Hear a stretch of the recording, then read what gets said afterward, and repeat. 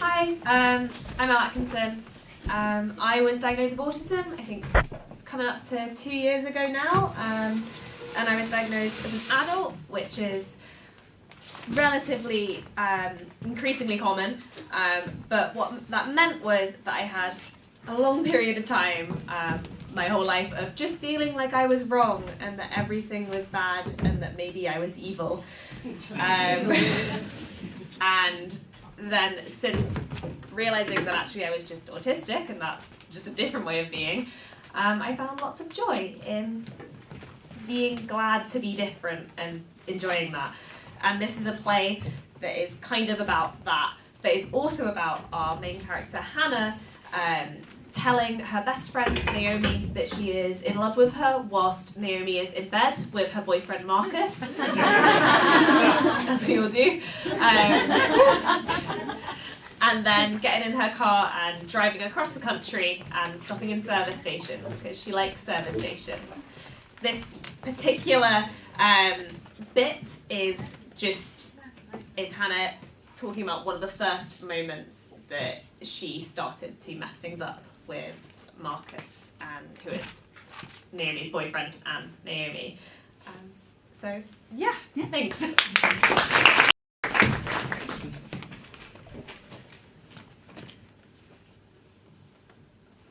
I can feel the end of it all, of this life I've made. Disconnected.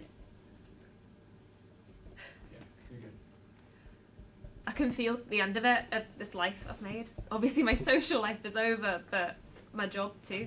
There's no second chances here. I can just feel it. It's like I can tell the present, like a fortune teller with their third eye sat on the next room, passive remote viewing. I'll be fine, staying barely afloat, and then one night it's like someone has clamped their hands over my ears and alarm bells are going and I'm trapped inside the three walls of my head and I'm sweating and shaking and it's the end of the world and I can't explain what's happening. I don't know what's caused it. Just something is irreparably wrong. Something has happened and there's no hope for me. Time to run. It's not triggerless, like I don't actually think I've got ESP or anything, and it's just pattern recognition just somewhere in the back of my mind. I'm putting together a crime board and I've cracked the case. I'm the killer and they've got all the evidence that they need to put it together tonight. This is the night the facade falls apart. This is the night that they all realise that I'm pretending. Naomi thinks I'm jealous. I think she's thought that for a while. First night they got together, I blew it all up. We were at this metal gig. One of Marcus's friends was in a band, so we'd been invited. Maybe I hadn't been invited, but was that the problem? I don't know, she asked if I wanted to come. But then they were so focused on each other and I just felt like a spare part. I don't know what person I'm meant to be. Like, who am I if she's not looking at me? So I let myself be me, just a bit, just actually listen to the music, which was so loud that I could feel it in my bones, so loud that if I had to focus on anything aside from it, it would drown me. So I pushed it out my head and into my body. Naomi didn't like that, but I couldn't bring myself up to show her that I was adapting. I wanted to be the right person, but I couldn't work out who that was. It was like all the bandwidth in my head was squeezed, pushed back into tin cans with fibre optic cables hanging out. Then she kept trying to talk to me, forcing me to dig these words deep out of my chest. And I didn't want to. It would have been fine for it to be loud if I also didn't have to work out how I was meant to feel about it. Plus, it was like she hadn't noticed me the whole night. And then so I floated away, let myself get just a little bit lost in the music, pushed my words down and just danced. Then, when I was finally starting to feel just a bit myself, she yanked me back. I was doing it wrong. And she needed to know why. What was wrong with me? Marcus kept getting right up in my face, looking into my eyes. Have you taken anything? Can you say something? How much have you had to drink? Which, like, I wasn't even that drunk. I was just disconnected and moving. I tried to explain it to Naomi. We've known each other for 5 years. I thought she'd understand. It was like she was probably seeing me for the first time. She hated it. Fatima, you didn't have to come. Are you alright with me dating Marcus? Just, it's a bit of a coincidence that it got weird when I introduced him to the group, but like, you know. I did not know. It turns out by that, You know. she meant. You know, because you're obsessed and in love with me. She thinks I'm attention seeking. Like, that was a bit I did to make it all about me. It wasn't. I didn't like everyone looking at me. I think I'd have liked the gig if I could have just felt it.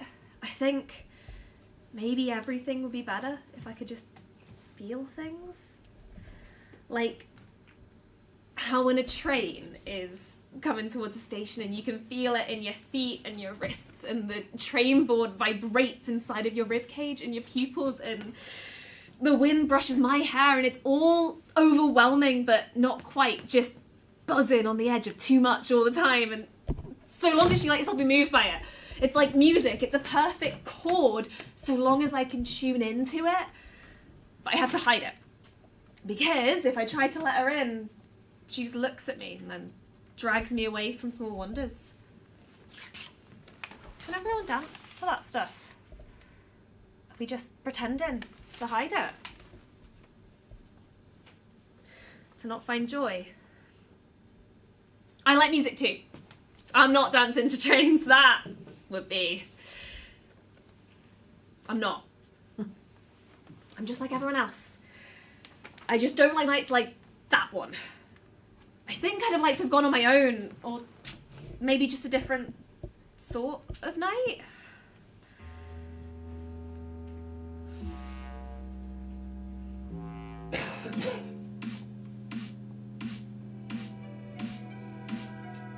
My perfect night is when the music doesn't have any words, or if it does, they're drowned out by this deep beat, this low rumbling force that I can feel in my chest. It's so heavy that you can't avoid letting your hips move because it's like a wave.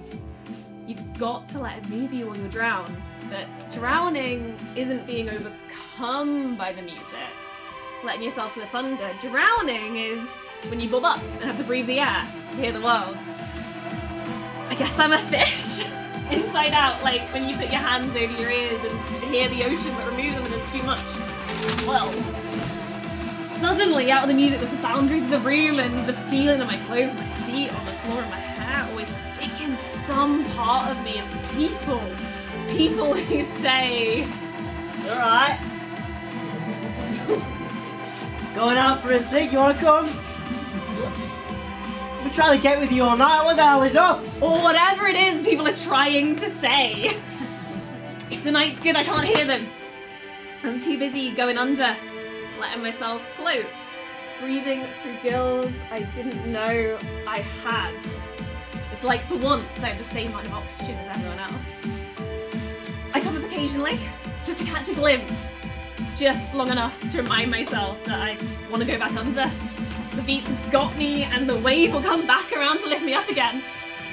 Then, there's these high bits cutting above, birds in the sky screaming and diving, and I'm watching them sing, and it's up and up and up, and it's, and then they dive straight down, and I get caught in the surf because people are shouting, and this is the drop, and everyone is shouting, and we're connected.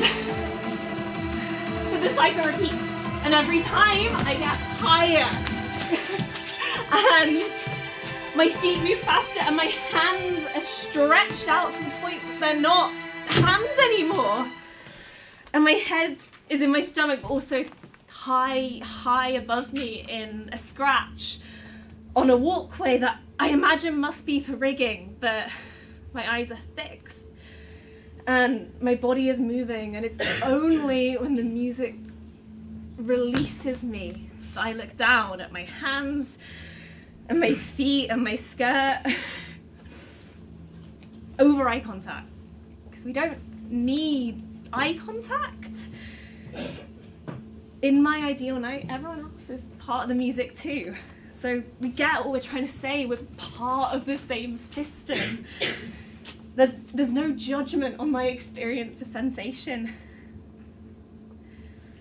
The wave carries me outside and it's gentle. It says, Come sit on the beach a while. Catch your breath. I'll wait for you. I shake the music out my arms where it's starting to settle heavy. I can feel my clothes again.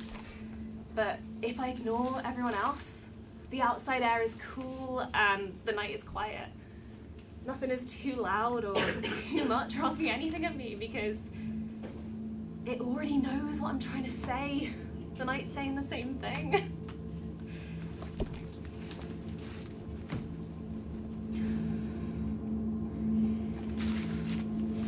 It's stupid. I mean, stupid. Everybody else just gets it. They know not to show the joy, not if it's not in something that everyone else gets. You're not gliding past each other, part of the same sea. You're cars, and you have to stay in your lane. But I can't drive. Can't see the lanes. I only know how to swim.